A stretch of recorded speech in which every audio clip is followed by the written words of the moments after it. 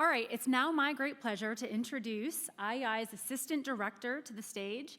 This is Pat's 17th year supporting the Emerging Issues Forum, and we are so fortunate to have him leading our forum team.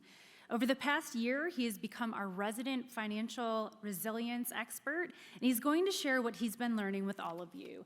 Everyone, Pat Cronin.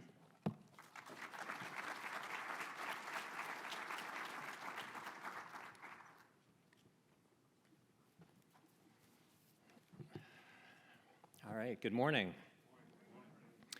Well, year in and year out, the issues we choose for each Emerging Issues Forum are deliberately complex. They cut across sectors, geographies, and disciplines. And so when we sit down to plan each forum, we know we want to accomplish two fundamental things.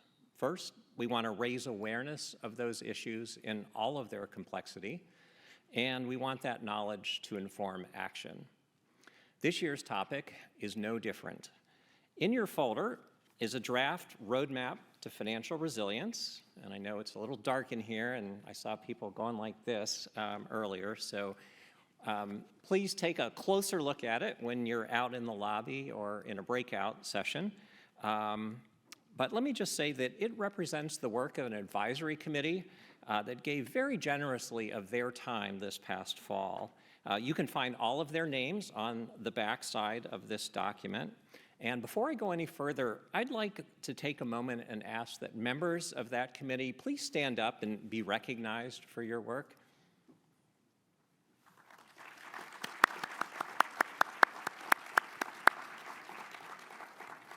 Thank you.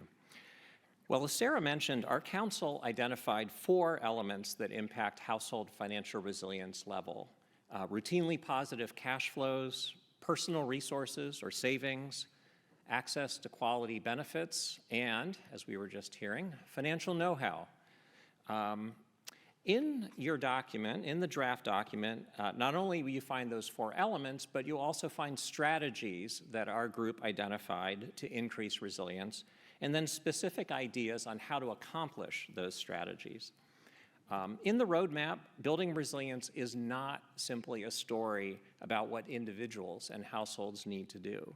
Yes, they do have an important role to play, but there are limits to what each of us can do individually. There are some households that just don't make enough to budget their way to stronger resilience.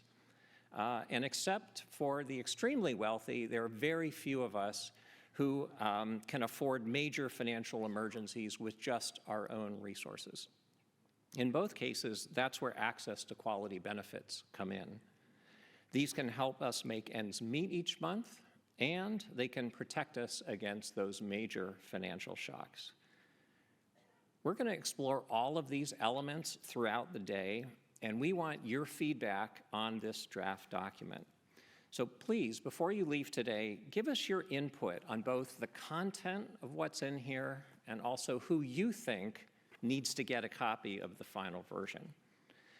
We'll use your feedback and also the feedback we get from a survey of lower-income North Carolinians to finalize the roadmap and distribute it to those folks you think need to see it.